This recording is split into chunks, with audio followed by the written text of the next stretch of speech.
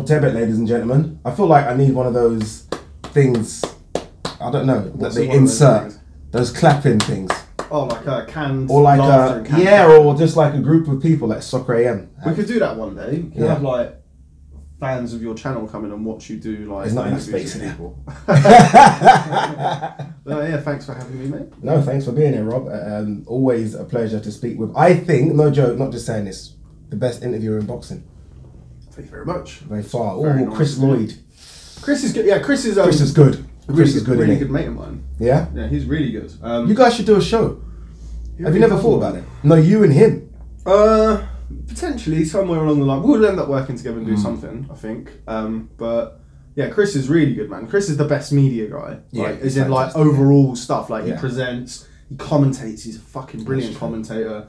Like interview wise, it's very different because our interview like situations and scenarios are a lot different. Like that's true. I think people don't realise that you literally have got 1 second to find that person and sit down and boom. Where his is a lot more studied and planned. Yeah. But I mean, he is fantastic. Yeah, so he's a really good guy as well. Really not bad company. Yeah, thank you very much. But yeah, thanks for having me. Second time I'm the first person to come on twice. Is that right? That you are. You are. I've been begging for him to come on, to be honest, just because it gets me good numbers. No, I'm joking. The year's coming to an end. How would you sum up or describe Boxing Social's year?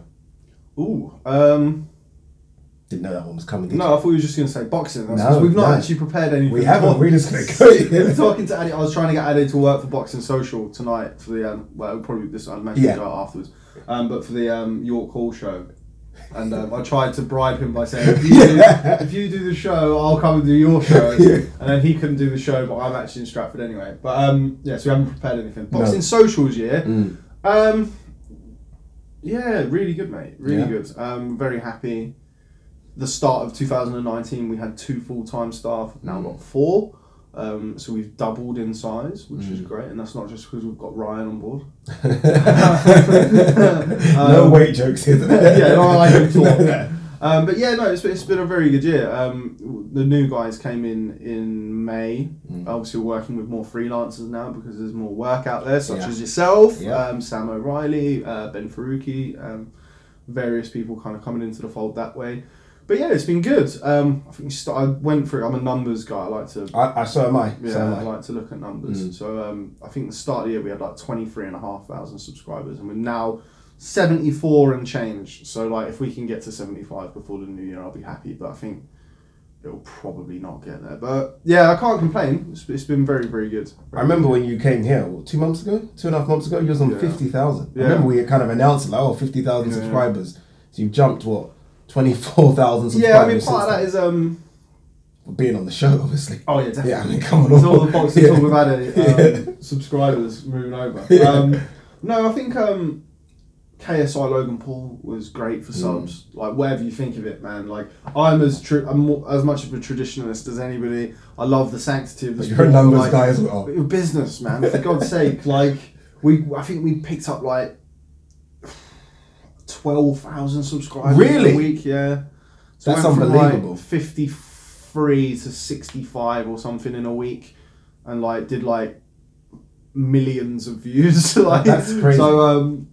So yeah, that was good for subscribers, and then there was obviously Joshua Ruiz. Yeah, was good as well for subscribers. So yeah, we've climbed a lot in kind of the last 2 or 3 months or whatever, but they're big events, you know. The trick is to kind of keep growing when it's quiet, which is always the difficult thing to do. I always prefer when it's really busy because you've got loads of stuff that you can talk about and do, whereas when it's not busy, you have to fucking go out and really graft and get out. Find those stories. Yeah, and it's not always easy to do. How do you decide? Because there are so many events. Let's be honest. Every day, every week, there seems to be an event. You've got Tony Harrison versus Charlo this week. Gamboa versus Gervonta Davis. Are you guys going to any of those? Sorry. Right. I made Addy go out and get coffee. Yeah, she asked me. I said that he struck me as the kind of guy who doesn't have his own coffee. No, I don't. And he didn't. So, no, we're not, but that's purely because of the time it is. It's like 28th of December. Like, I can't go because I need to be around with family over Christmas because my missus' dad's not very well, as you know.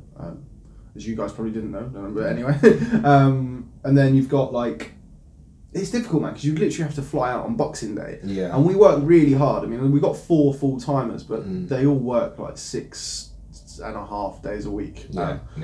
Hopefully nobody's from like HR is watching that. but like, so we all work really, really hard. You know what I mean? So like, flying somebody out over Christmas and they wouldn't get back until probably, I don't know, the 30th or something. And would we make enough money out there? Maybe not. And I think that's kind of how we look at shows and look at things. We've got like, is that how you do it? Kind of look at the boxing calendar and say, not that one, this one, well, that yeah, one. you have to have an element of it. It's a business. So like, classic case in point was kind of the November-December time where there was Canelo Kovalev was at the start of November. Yeah.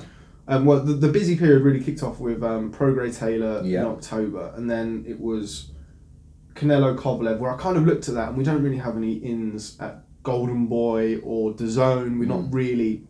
Well, in terms of getting what press accreditation and stuff? Not necessarily accreditation, because that's done by a company called Magna Media, Yeah. and we've been accredited through them for a lot of events, and they kind of have a look at your platform, what type of views you do, subscribers and stuff. So it's not necessarily that, but as you know, from your jaunts to Saudi Arabia, it's important sometimes to have an in, or to have somebody who kind of can point you in the right direction. You don't need somebody to hold your hand or anything like that, but like, if you're unsure, or if you... Especially if you're travelling out to these events where you know you have to interview people. If you don't have an in, it's going to be difficult. You even helped me get some interviews, so yeah, it's difficult. Yeah, and if you don't have that, it's hard. And obviously you've got Canelo, who speaks English, but he doesn't. Yeah. You've got Kovalev, who doesn't really speak that great English, and he doesn't love doing media either. So like, I looked at that and was like, well, okay, we're not going to make a lot of money there, but it's Canelo Kovalev. It's the biggest star in world boxing. It was a significant fight. Yeah. But we had KSI Logan Paul the next week, so I kind of looked at that as, right, okay, we'll make our money back from KSI Logan Paul, because we pay for all of our travel and accommodation. No one pays for your flights and hotels. No one pays for our flights or hotels. Okay. It's a bit A random. bit gutted about that. Yeah. So we look at it like, say it costs like £1,500 to do Vegas for the week. And we can only ever afford to send one person to shows like that. Usually I'll go. But I mean, Andy did Wilder Ortiz. But again, we kind of looked at KSI Logan Paul. Was like, okay, we'll probably make our money back from Canelo Kovalev, which we would lose money on Canelo Kovalev. And you have to we can't be a boxing channel and not cover Canelo. Agreed. So 100%. Yeah. So we did that. I did Canelo Kovalev. Did KSI Logan Paul. KSI Logan Paul was even bigger and better than I could have ever imagined it to be. It's weird how many boxing guys actually want another KSI Logan Paul. Again, it comes 2 a year, please. to be fair, like, I was never in like the camp of it being it's terrible for boxing. It's this, it makes a mockery of the sport. Now I think people need to lighten up when it comes to things like that. Same with Mayweather McGregor. Like, if you don't like it, don't watch it. It's like there is that argument. It's prize fighting. At the end of the day, it's two men getting in the ring and still gonna fighting for kick money. the shit out of each other. Yeah. Fighting for money. So like, I mean, I spoke to Billy Joe Saunders and Devin Haney. They couldn't have been fucking happier to be on that undercard. They were loving it. But yeah, so we did that, and then we did really well there, and we kind of looked at Wilder Ortiz again. Are we going to make our money back on that? Yeah. Probably not. We have like some relationships with some of the people around Wilder, Shelley Finkel, but not enough to kind of make to guarantee we're going to make loads of money that week. But like, basically KSI Logan Paul paid for us to do both of those. I don't think people watching, maybe some do, that's maybe a bit of a disrespect there, see the hustle in terms of getting the interviews. I think some people maybe just assume they're all lined up waiting to be interviewed, and it's like, one after the other, and I'll be with you in 5 minutes. They don't realise they're running around and how hard it is to get interviews. It's unbelievable. Yeah, we're often chasing people. Yeah, chasing people. Literally chasing people. Yeah. Or like, can you do an interview? Oh yeah, I'll come back in 5 minutes, and you just wait there, and then they come, and then they've got to do Sky, or like in Saudi, you're literally like following people around their hotel, which is a bit weird. Yeah, staying in the Fighters Hotel, people literally just waiting for people to kind of appear and grab them. It's crazy. Which I'm not sure how much they like that, but what you got to do, they can always say no, as some of them do.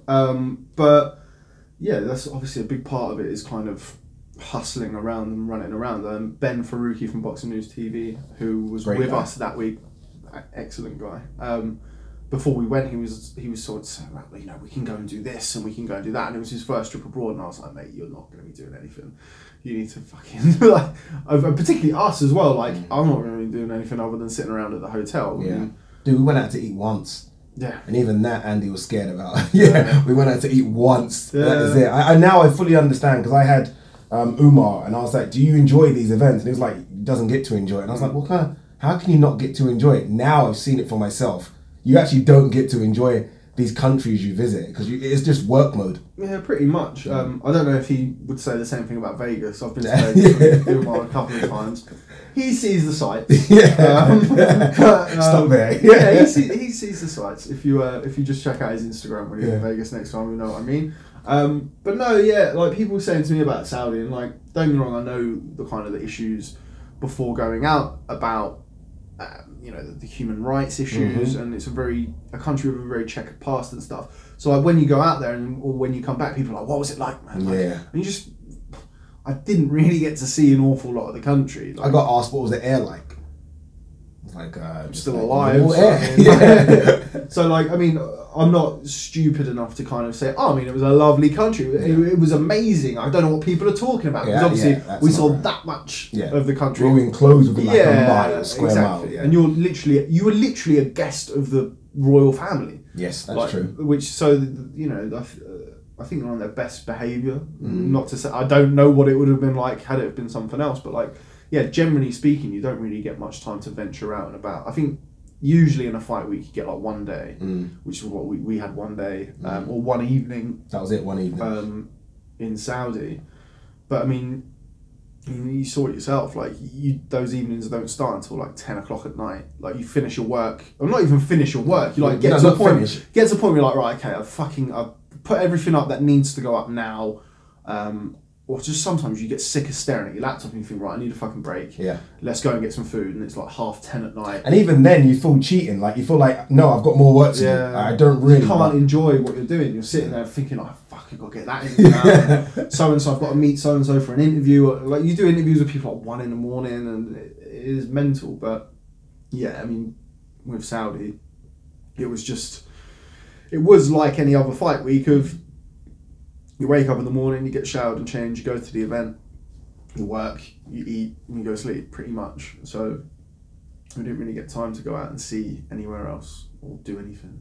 All right, let's talk boxing. Tyson Fury, Ben Davison.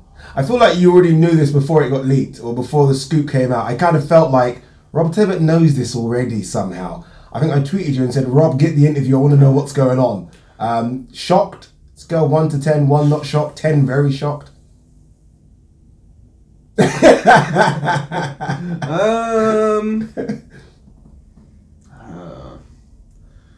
Nothing shocks me really in boxing, but I like that answer. But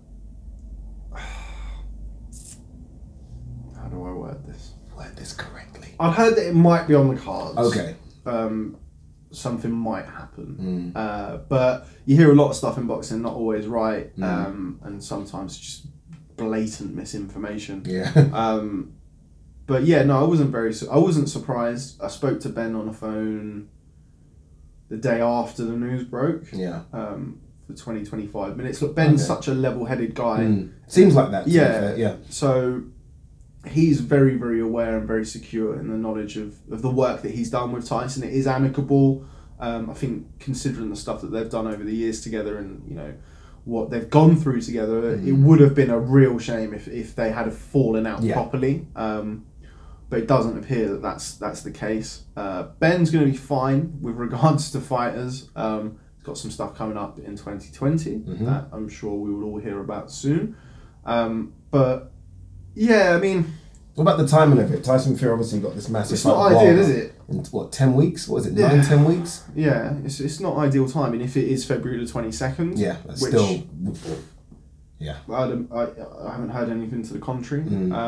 Apparently they're trying to make some sort of dramatic big announcement. Well. I don't really understand that. Just announce the fucking fight. Like, you've already fought once. Yeah. Like, so money's running out. Just announce the fight. Get it done. Yeah. But yeah, I mean, it's never ideal. I don't think when you change trainer before a fight. But Fury is a thoroughbred in a sense of, I don't think, you know, I watched your video that you did on, you know, bringing Sugar Hill in and stuff like that. I don't think that their plan is not going to be to remold or reshape or do anything like that. It's about getting them fight ready, getting them mentally prepared, and he knows what he's doing. But yeah, it was a shame in a sense of Ben and Tyson. I mean, like, if you're around Tyson Fury and his team during fight week in like Vegas or whatever, everything goes through Ben. Like, he's essentially his manager, or was essentially his manager as well as his trainer, as well as being very good friends. So yeah, I didn't see that coming initially, but as I said, I did hear kind of whispers, as it were, in the grapevine. But as I say, it sounds like it's amicable. Yeah. What this means for Fury moving forward, I mean, he's not going to stay with Sugar Hill. Let's be honest. Probably just this fight, and then then another trainer, another guy will come in. I don't know. I don't really think you can kind of second guess anything that Fury does. That's true.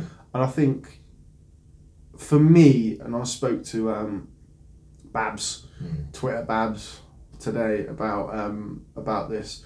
This is now kind of the first time. Don't get me wrong. I've always thought Wilder could chin Fury in the rematch, like, because their style is perfect to beat the other one. Like, but this is probably the first time where I think, like, okay, now I favour Wilder. Not because of Ben Davison, but like the whole changing a trainer this close to things, considering the last 3 or 4 months he's had, where he's been fucking WWE and UFC and on every TV and talk show and stuff like that. NFL games, he's been everywhere. It's like, and don't get me wrong, that's fantastic marketing, and he's built like a massive profile, but you're a boxer first and foremost. Yeah, and you know, it's well documented the issues that he had in the past of reaching the highest of highs. He's now fucking a bigger name than he ever was, and he's more in the public eye than he ever was.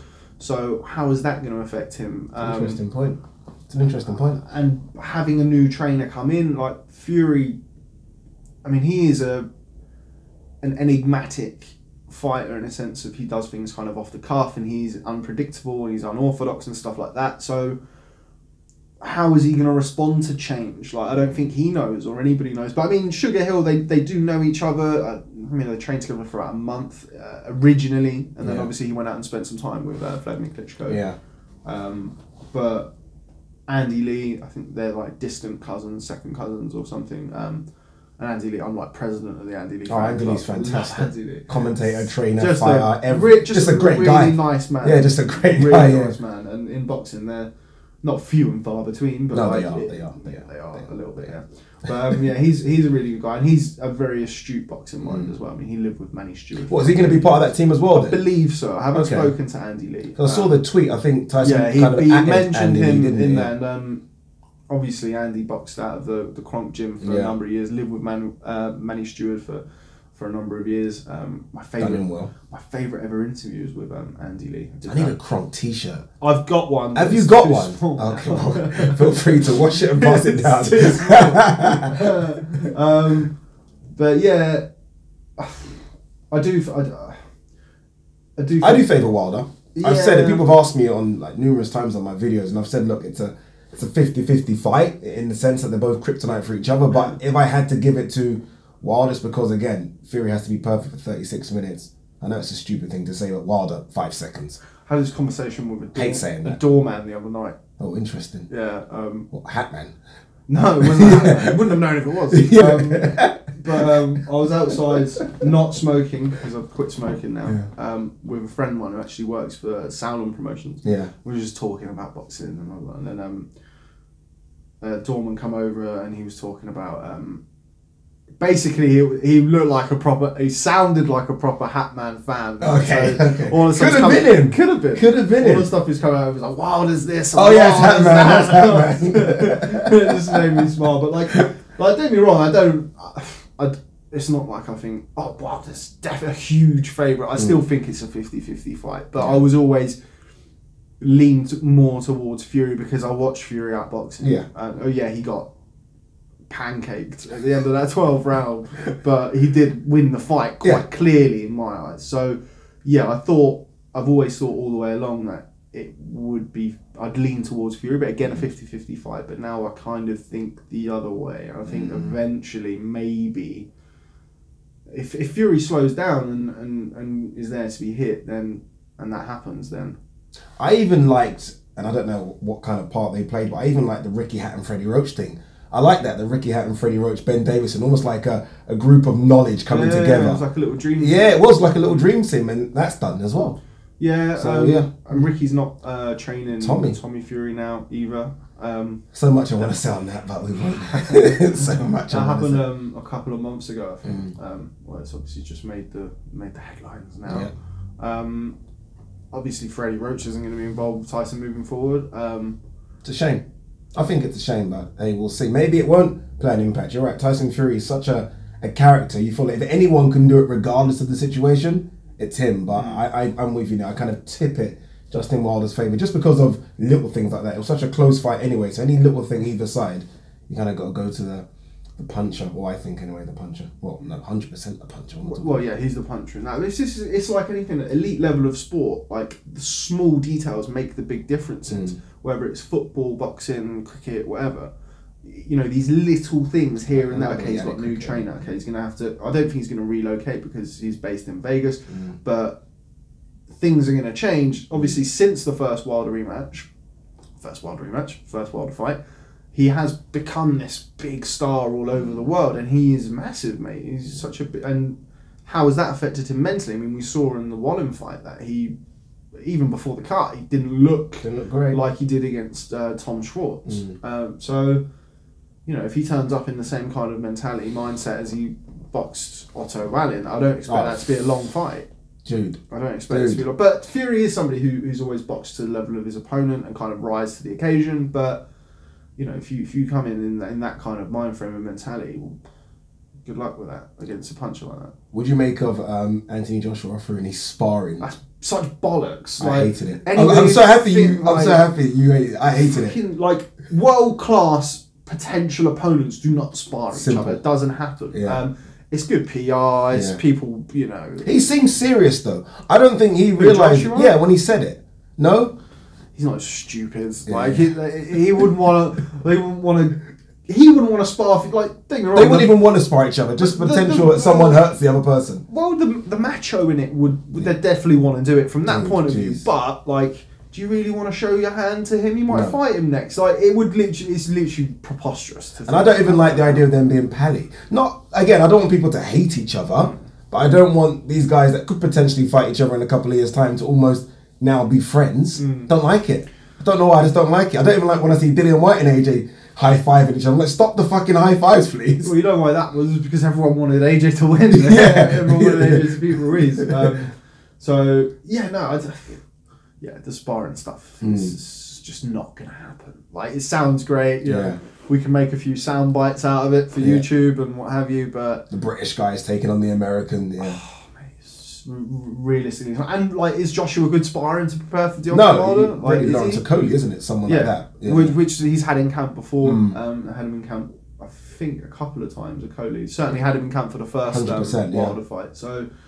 But yeah, if you're Joshua and Fury, like, certainly, as I say, the macho in them would you're not gonna want to lose the sparring. No, but like in the same vein, they're not stupid. They're not, like, why would you want to go and show someone your hand essentially? Yeah, no, you're right. I agree. It's not gonna happen. Agree. All right, let's end of the year is here. The end of the decade is here as well. Fuck. Yeah, dude, getting old.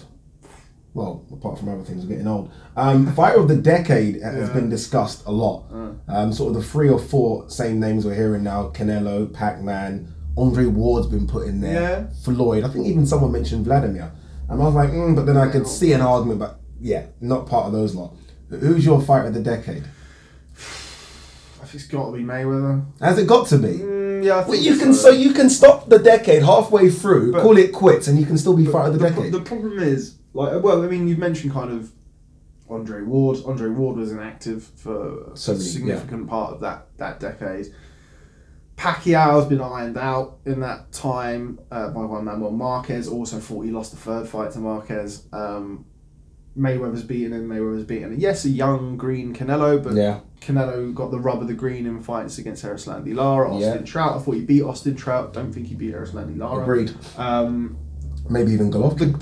Of course. The Golovkin fights are kind of the biggest indicators of that. I I think Pacquiao won 2000 to 2010, didn't he? He won a Fighter of the Decade there. I think Mayweather would have probably had something to say about that. I mean, he was active then. He was winning world titles in multiple weight classes, but obviously Pacquiao's body of work and, you know, he fought. Okay, that's a good statement. Yeah. Body of work. Is Canelo's body of work not better than Floyd's? I mean, what's Mayweather's wins in the 2010? So you got like fucking Berto, 2 wins over Maidana, McGregor. Yeah. Guerrero, Pac-Man, Canelo. Pacquiao, Canelo. That's solid. It is solid. 2 massive fights. Canelo was unbeaten. Yes, he was green, and yes, he was. You know, weight drained him a little bit as well. But it's still I mean, he boxed the fucking ears off him as well. It's not like it was. Yeah. I know it was a majority decision. That was the worst majority decision. Such a crazy scorecard, but yeah, for me, I think. Look at Canelo's body of work, though, dude. You're talking 2 GGGs, Danny Jacobs, Kovalev. I know it's a wash. Kovalev, Lara, Trout.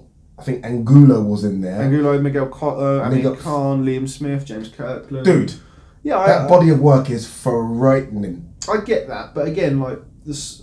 Is it because he lost to Canelo? Okay, say he didn't fight Mayweather in that. So say that you take Canelo out of Mayweather, you take Mayweather out of Canelo. That makes any sense? Who then becomes?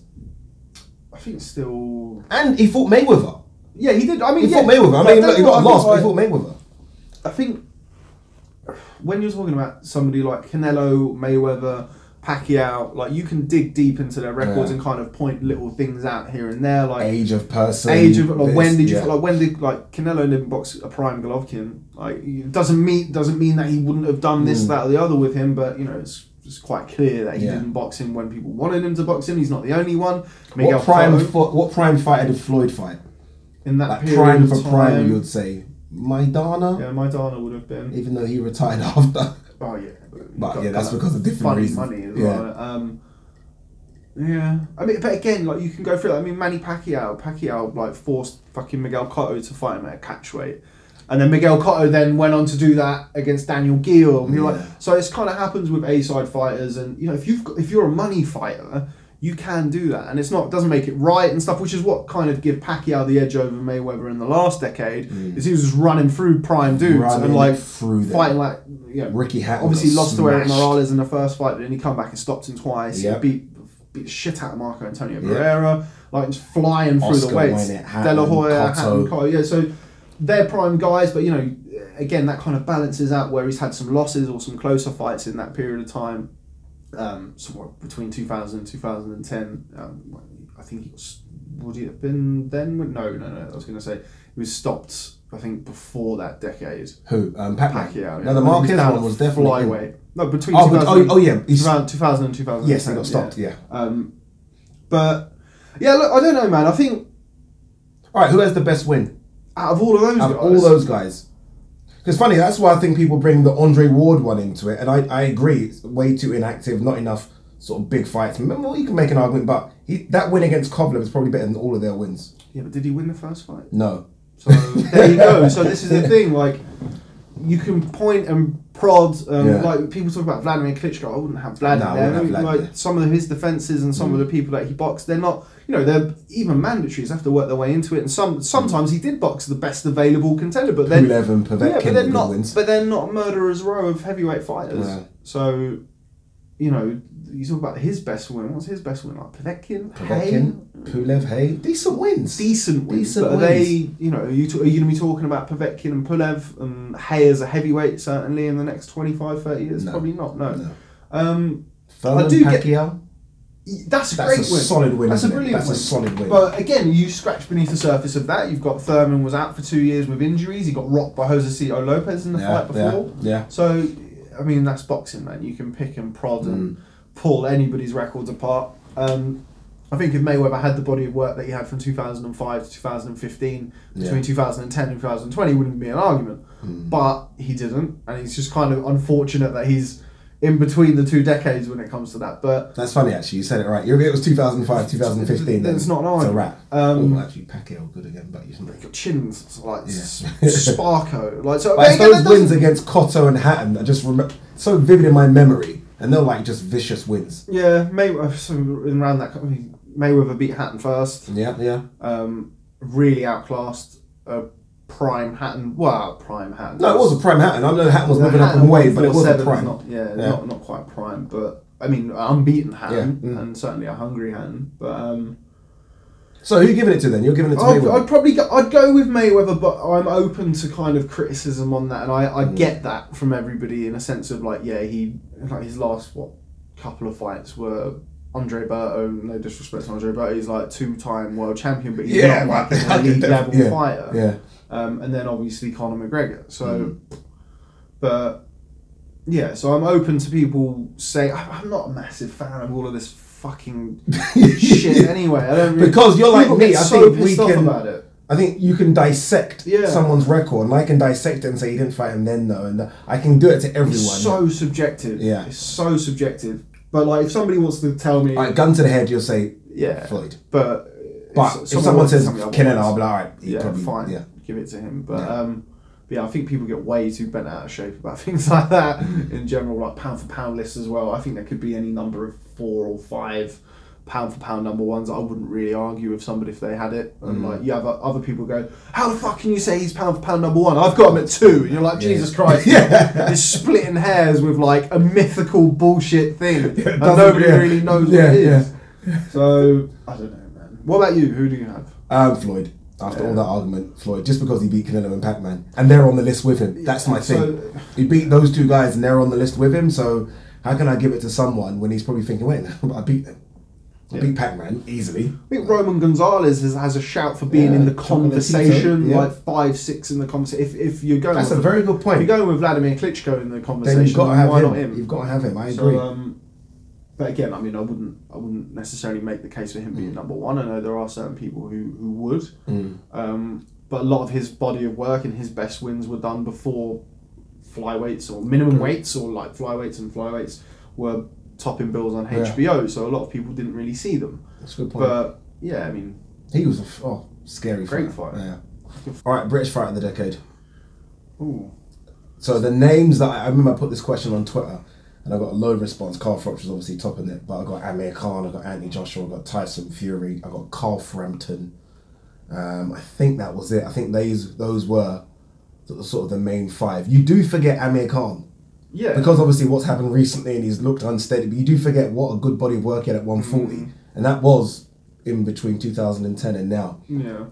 Would have liked to have seen him box for a world title at 147. I know he has. I mean, he boxed Terence Crawford, but that's not the same guy. That was quite embarrassing. It's not the same guy. We discount that performance. So, yeah, Froch probably. But I do think AJ's a bit of a dark horse in that. He is, isn't he? A little bit of a... But I don't want to say, because obviously I'm an AJ fan, so I'll go, the Nigerian thing. No, see what he's kind of achieved. It is great. But, yeah, I'll probably go with Froch.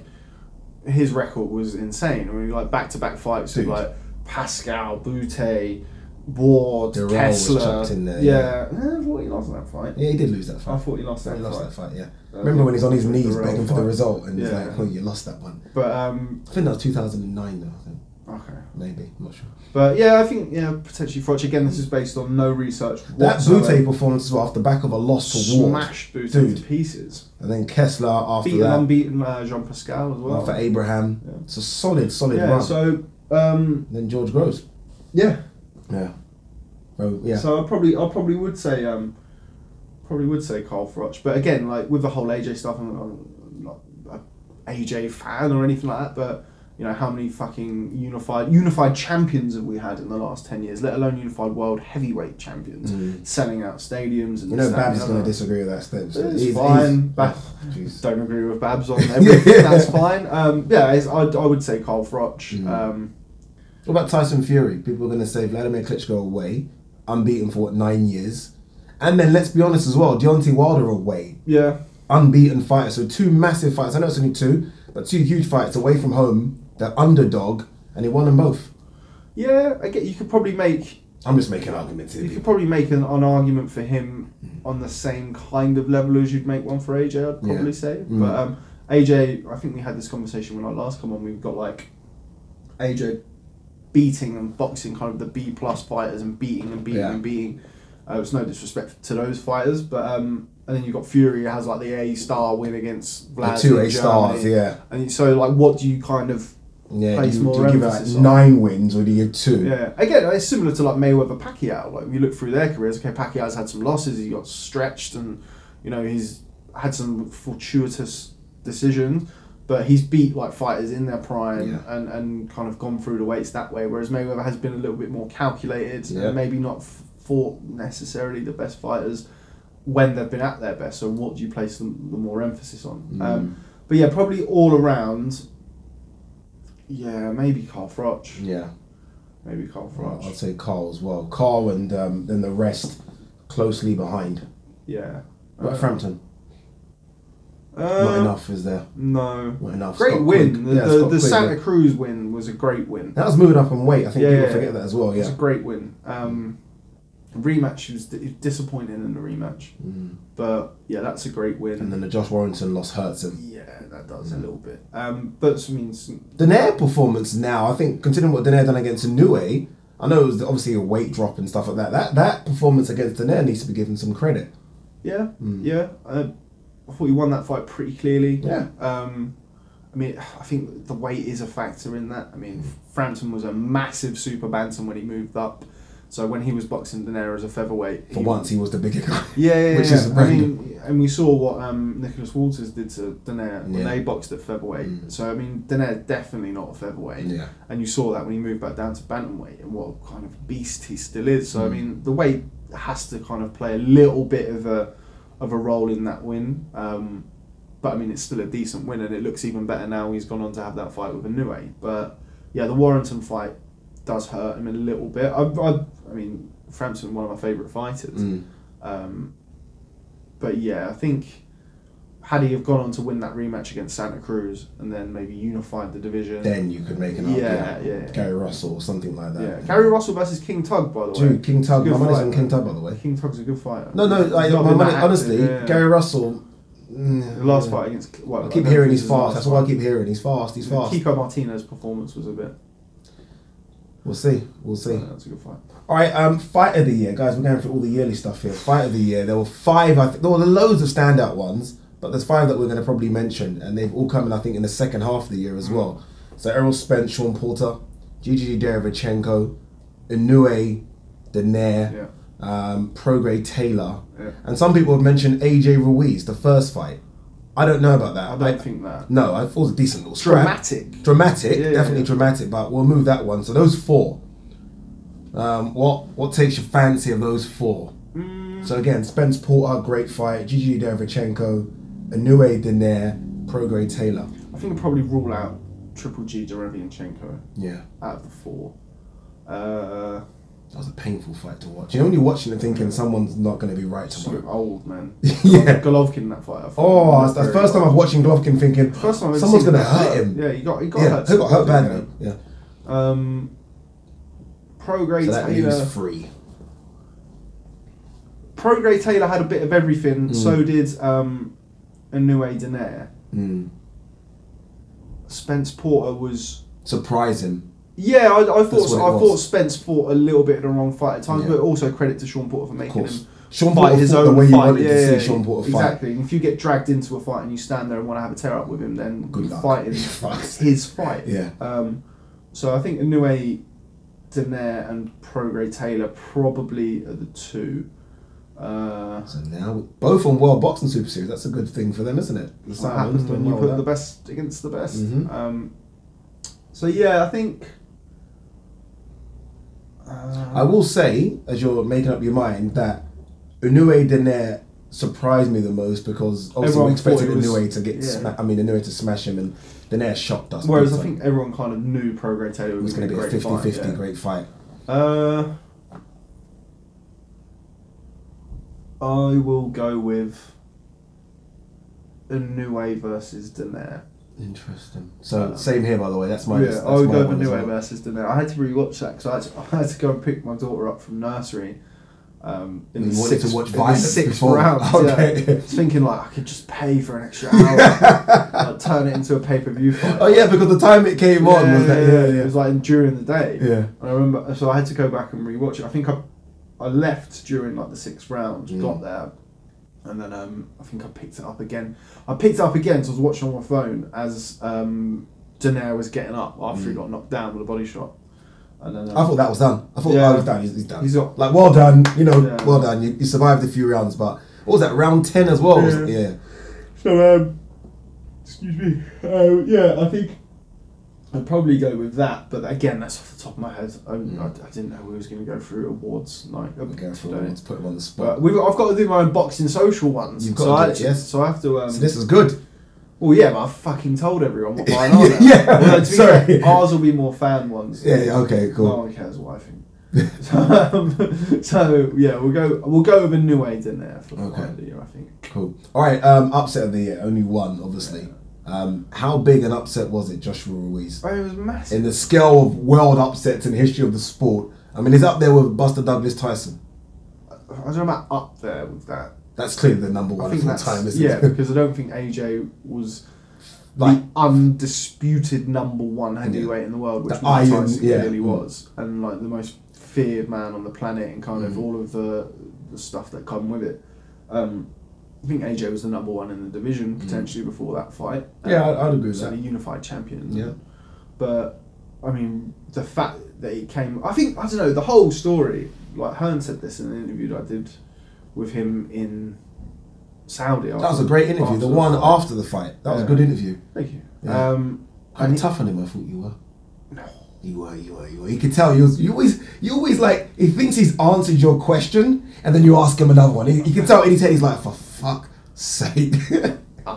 But he said in that, like, kind of the whole thing with that was like this perfect storm of Miller, kind of the beef between AJ and Miller, and then the failed drugs test and all the shit that went with that, and then Ruiz coming in and everyone going, oh, who's this fat cunt? Like, basically, yeah, pretty much. You know what I mean? Not me. No. But 99% of the boxing public were like that. And then just the whole fight week was a bit weird. AJ's American debut, so it had all of that kind of additional hype towards it, and then what happened. So I think, that is clearly the upset of this year. But I don't quite think it's on Tyson Buster Douglas Edwards. But I mean, having said that, it was a fucking big upset. Like, I think AJ was like 50-1 on or something to win that fight, and just to run through him basically. I was talking about Joshua Wilder, Joshua Fury. It was almost like it was a done deal. Like, who is this kid? Yeah, so I think that's probably the biggest shock.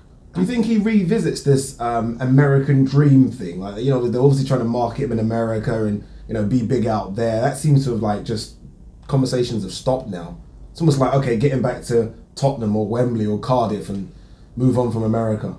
I certainly don't think that they'll move on from America in the sense of they won't ever go back, because they definitely will. It wouldn't surprise me if AJ's next fight's in New York. Really? I'm hearing whistles about that. Pulev in New York. Yeah, is that? I mean, it wouldn't surprise me, but I don't think anyone knows. I mean, I was told and was quite sure that the rematch would end up in America, and then it went to fucking Saudi. That's true. So, like, where the money is, isn't it? Yeah, who knows? But no, I mean, DAZN, more than anything, I know AJ's not with DAZN, but they have first refusal on his fights, so they're going to want him to box in America. They're not going to want him to box out of prime time again. Really? Sorry, that what you just said there. DAZN have first refusal. I believe so. That's what Eddie told me. Okay. Well, they have first refusal on matchroom shows. Or yeah, I'm surprised you haven't heard that. No. Yeah, so they can, and I think Eddie's way of putting it as well is, you know, if they have first refusal and they've got more money than anyone, so simple, isn't it? They can outbid anyone anyway. So, I mean, whether or not that kind of relationship, the DAZN Anthony Joshua relationship, keeps going forward, who knows? But I can't see why it wouldn't. Why would it not? So, that kind of money. But yeah, if you want him to drive subscribers, is he going to shift the needle massively in America? Maybe not right now. Against the right opponent, yeah.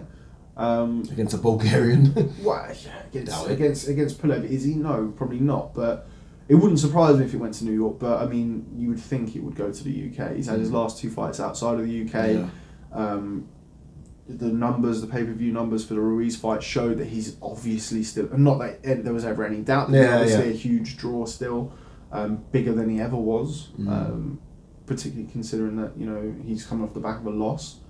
So you could put him in a fight in London at Wembley or at Tottenham Stadium or wherever, really, and it would sell out. So why not do that? But again, it wouldn't surprise me if we were packing our bags to go to Diriyah again at some time soon. So From a fan standpoint, obviously you're a massive fan of the sport. Removing Wilder and Fury from the equation, if you could sort of pick your next opponent for AJ. Pulev. No. Oh, as a fan? As a fan, not as a mandatory or anything, just as a fan. If you could look at that top 20, because it's so deep right now, who would you go for? But not Wilder or Fury. Not Wilder or Fury, yeah. Usyk. I'd love to see the him one you box want to see Usyk. it. I'd love to see him take that fight. I don't think... scared. Yeah. I'd be scared again. I can't take it. I can't take it. I don't think that fight will happen. I know there's talk about it, and obviously the WBO called the mandatory and stuff, but the IBF... Pulev's been IBF mandatory since AJ fought Takan. Honestly, yeah. So, because he was supposed to box him. So, you know, that's not to say he's not going to be partial to a bit of step aside money, as a lot of people are. A lot of step aside money. So, I don't know, but yeah, Usyk probably out of the guys who are left. I'm not massively crazy about seeing the Dillian White rematch. No. I think we will see that. I'd love to see Dillian White versus Michael Hunter. Yeah. Random, but I don't think we'll see that. No. But yeah, I think probably Usyk. I wouldn't mind seeing him from Jerome Miller. Yeah, I wouldn't mind seeing him. I knew he was going to say that. Like, don't be wrong, like... I want to see it just because we were that close to seeing it. You could have, like, the build up to that would be fun. And then that's New York, as you say. Yeah, so I mean, something like that, but that's only because, like, I'd like the hype of it and the build up of it, but would that necessarily be good for the sport? No. Do good numbers for your boxing social, wouldn't it? Yeah, probably. Yeah. Yeah. But yeah, I think Usyk then, but it's not going to be that. It's going to be Pulev, I think. All right, let's change gears here. Prospect of the year, UK and internationally.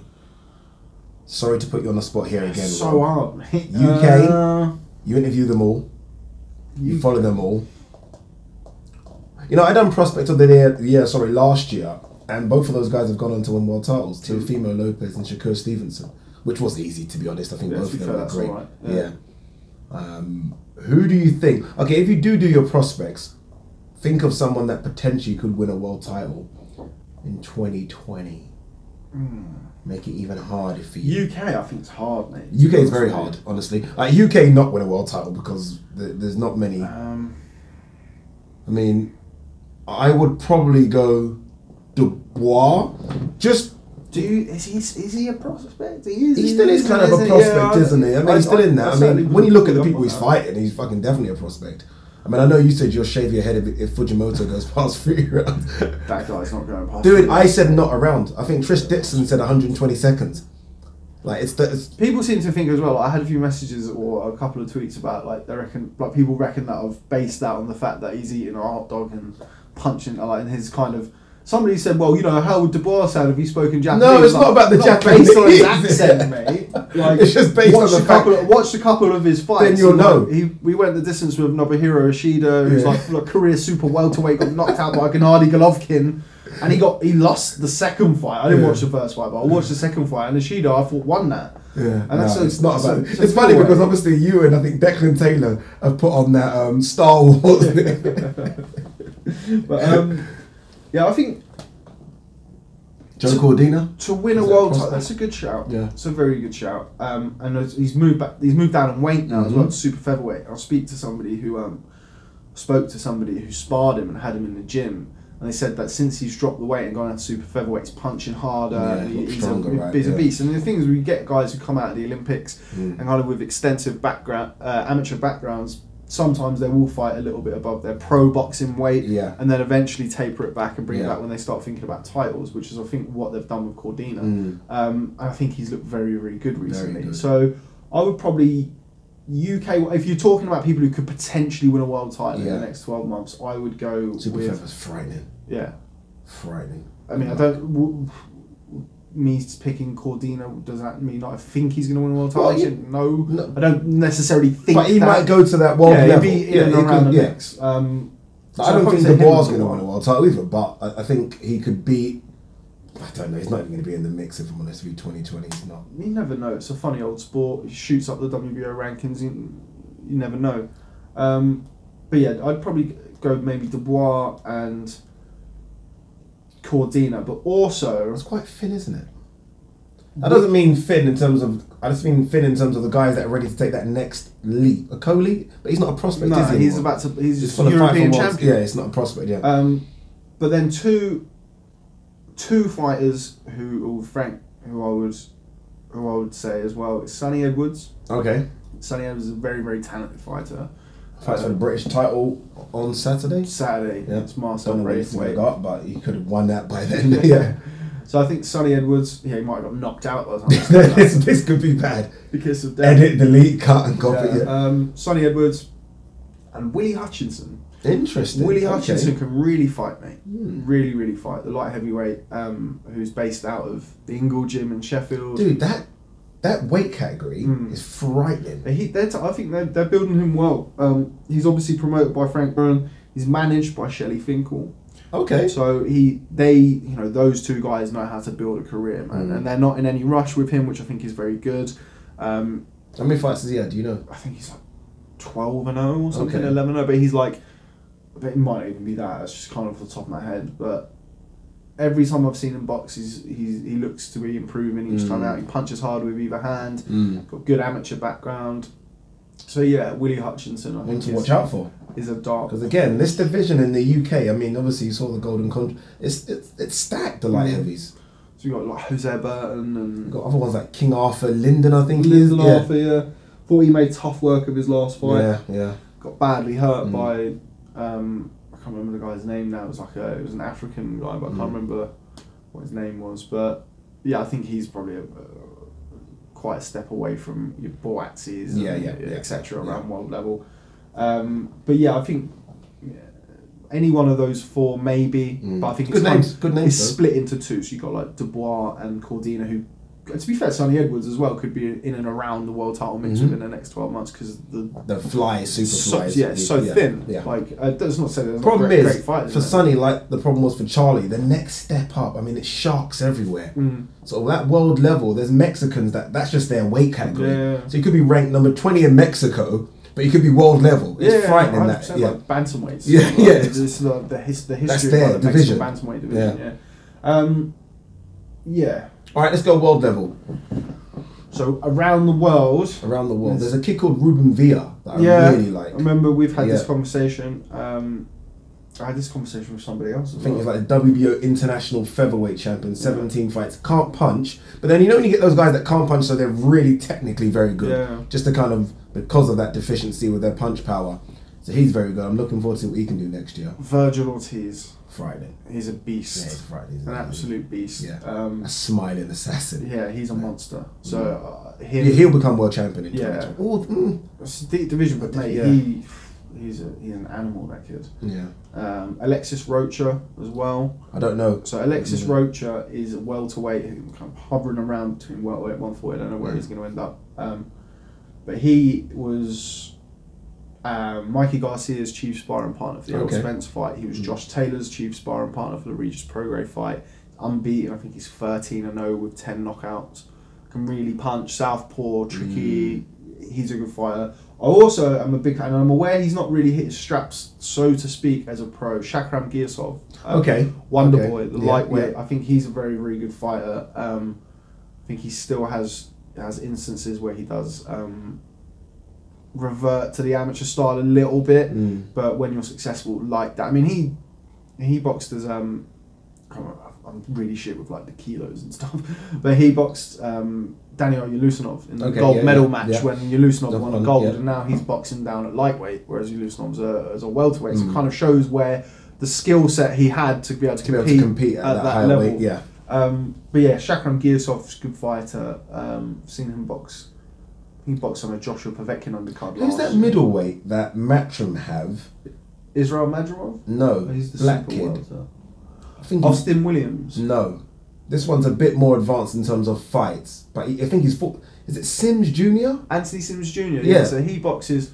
I think he's at super middleweight now. It's almost he was a light heavyweight. Okay. He's down at super middleweight. He's like throwback 70s and 80s fighter. It's Yeah. all very jerky. Yeah. I fucking love that style. Yeah. I've never actually interviewed him or met him. Have you not? No. I know he's been over here a couple of yeah. times. Yeah. He seems like a really engaging guy, and like It seems like he was getting a push from Matchroom. He seemed to be on most cars, and then he's kind of fallen off. He had of a it. little dig at Eddie. Did he? Yeah, it was the last show that he was on, and he said that at the press conference, he's like, Eddie, I had to remind him that I'm still here, and just because my name's Anthony Sims, not Anthony Joshua, doesn't mean. Interesting. So he's funny with it. So I don't know how Eddie balances all these fighters. I mean, happy like you're signing them all up and you're putting on these shows, but it's going to be difficult. People are going to start to moan about getting preferential treatment. Devin Haney came in and it seems like he's everywhere. Yeah, it's a nice problem to have though. I guess. If you're a promoter, you'd much rather have it that way than fighters going, come on mate, you had no fucking shows. What are you doing? But Eddie's got a lot of shows and a lot of fighters, so I think eventually he'll kind of work its way out here and there. And he's not averse to having his fighters box on other platforms either, because he doesn't do multi-fight deals, which not a lot of the American companies do. Where were we? Yeah, Anthony Sims Jr. kind of gone off the ball is definitely Completely. not the right. I don't think it's the right expression. I think he's just cooled a little bit, because I mean he boxing at super middleweight. A lot of the super middleweight guys are looking to fight each other. The top guys are not looking to fight somebody with all due respect, not the greatest profile in the world. That and could cause a problem. Yeah, he looks a fucking handful. I thought you were going to talk about Israel Madrimov, who's the unbeaten light middleweight, super welterweight. He's very good. Still got a lot to learn though.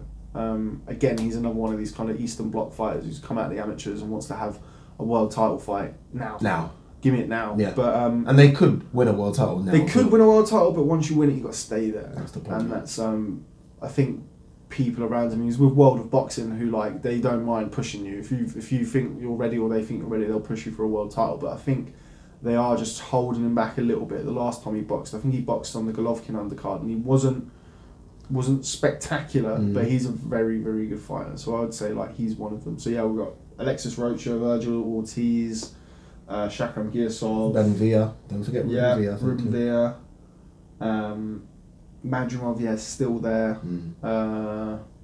Geez, a lot of Eastern Europeans in there, isn't there? I think like the years of 10 to 20 to 30, fucking getting old. 20 to 30, I think is going to be like an Eastern European domination. Yeah, it's already starting to see it come. But I mean, like, I asked Kathy Duver about this in... name drop. Kathy Duver. Well, no. But the reason why I asked Kathy Duver about it is because obviously she looked after Kovalev for a number of years. Yeah. And I sort of said to her, like, what's the difference, or how has it been different for you to... Oh, phone call? Important? No. Sorry. Yeah. So I spoke to Kathy Duber about like promoting Eastern European fighters now compared to like when Kovalev and Golovkin were coming through, and obviously like somebody made the point of, well, what about Vladimir Klitschko? Yeah, Vladimir Klitschko was boxing in Germany, and when he was boxing in America, when he was boxing Sam Peters and people like that, he wasn't very well received, and he was not detrimental, but kind of to like what an American perception of an Eastern European fighter was, like boring, jab and grab. These new kids, exactly, they're beasts. Hell. So I think like and entertaining as well. That's what I think. Like people like Kovalev and Golovkin who have gone over there and have knocked people out in spectacular style in big fights. They've really opened the doors. I mean, you've already seen it now. Your Beterbievs, your Vozdiks, your Bivols, all of those guys in and around kind of that Eastern Bloc. They're now reaping the rewards for people like Kovalev and Golovkin coming down and breaking the doors down, and kind of Lomachenko and people like that. That's not to say that they wouldn't be able to do it anyway, but it would have been a lot more difficult. No, especially, I mean, the way they're received is different. And I think people, like you say, Vlad and Vitaly, maybe not so Vitaly, because Vitaly was exciting, but Vlad came and it was like, Snowfest. These kids are coming and it's like Loma's the best thing we've ever seen, you know? So I think I want to ask you about Loma. Sorry to keep moving like this and this. I feel like I was going to do a video on this, and the hunter has now become the hunted, in the sense that there's so many young guys now almost chopping at the bits to get at Loma. Devin Haney, Teofimo, that fight hopefully happens. Javonte Davis has got Gamboa, then he obviously, he might want Loma. How long do you think Loma can go on for? Well, are they chomping at the bit to fight him? I think Teofimo is.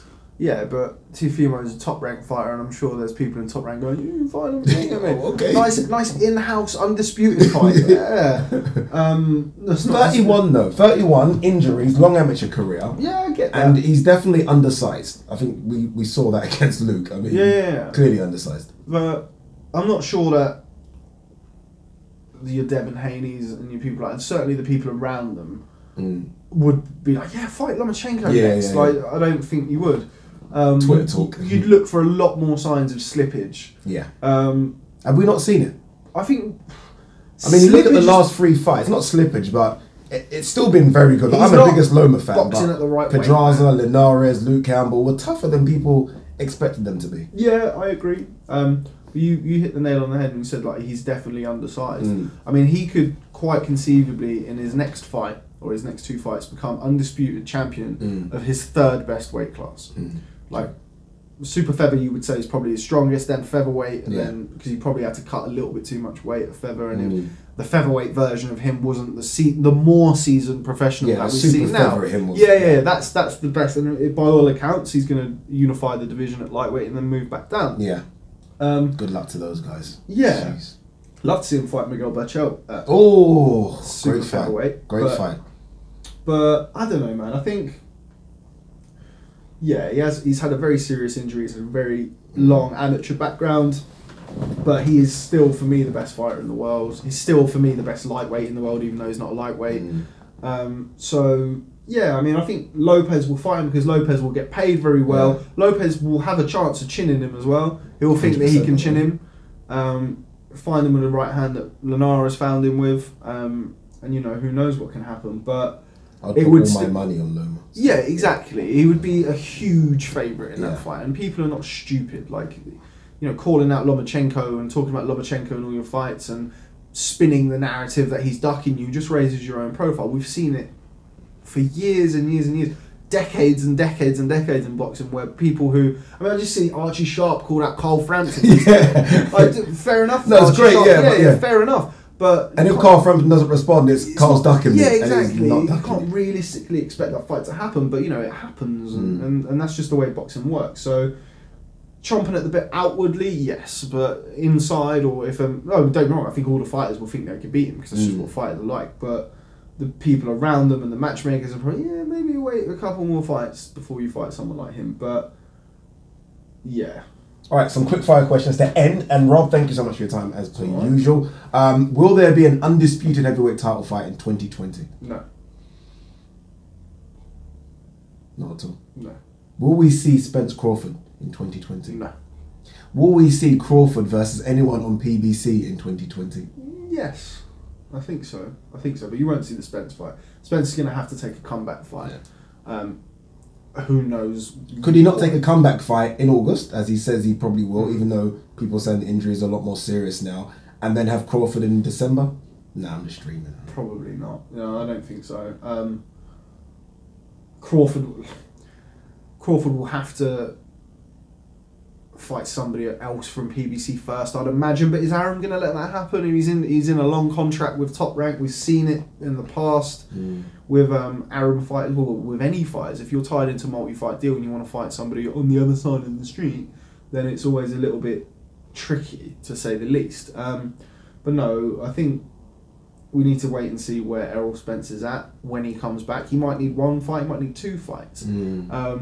I don't know what they're going to be doing with his titles, whether or not they're going to make an interim belt. I think it's important to point out that probably the most significant information we've had on Spence is from Bob Arum. It's not exactly what you would call an impartial person in that conversation. Surely not. So yeah, I think for him, I don't know what his legal situation is going to be like. Yeah, there's so much. There's so many different...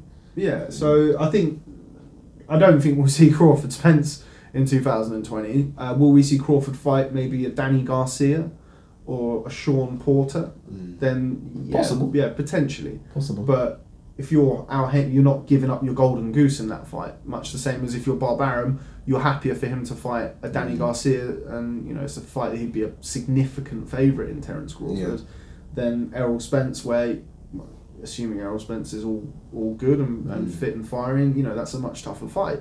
Do you want to give your main rival or one of your main rivals, an Al Heyman, the opportunity to beat your star fighter or one of your star fighters? Probably not, and that's just fucking boxing.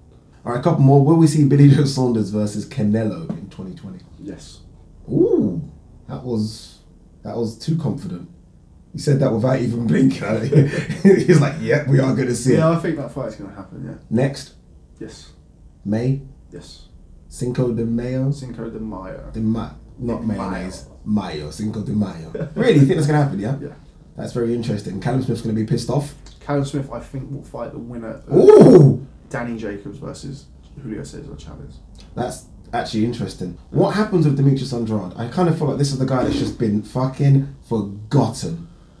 Does he GGG? Maybe. Unification, 2 belts. Golovkin's fighting what? Seremetsma, Yeah. the former European champion. I don't know. I think Golovkin's there to be beat now. Yeah, he's done. Derevianchenko, we saw it. Painful. He might blow through this Seremetsma. I've never seen Seremetsma fight, but he might just blow through him, or he might make hard work of it and he might get beat. You never know. He's at that stage of his career now where he's done. He's there to be beat. Like, painful to watch. If you're good enough to beat him, you'll beat him. But I've not seen him box. But I think he's got 2 fights left of his deal with DAZN. I think, or three. 2, fights. I think. Well, 5 fights. He's got 3 fights left. three So the Seremetsma fight, and then I think he will have 2 fights with either whoever he fights first. If it's not Canelo, I think if he fights an elite level guy, a world level guy, they'll beat him. And I think in a rematch, they'll stop him. Stop Golovkin. Derevianchenko hurt him bad in that fight. Derevianchenko hurts everyone.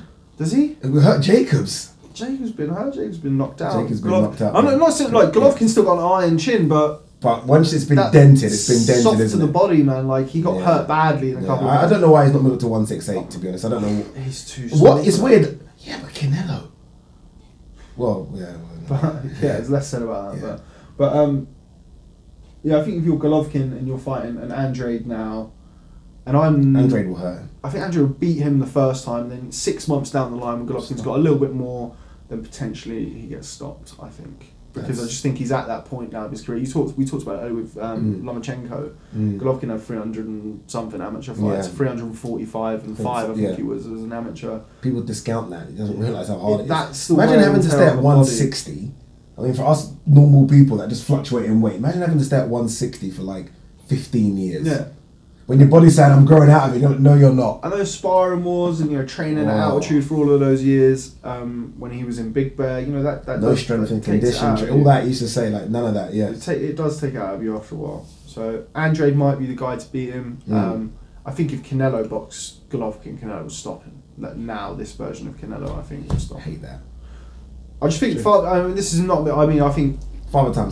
Yeah, and Gennady Golovkin, I don't think quite saw the best of him. I'm certainly not one of these people who think that, like, you see it now, like, oh, is he old or is he just now fighting the best in the division? No, I think the two are kind of intertwined. The fact that he's old means that he's getting people in the ring now who fancy I think he it. would have smashed to pieces.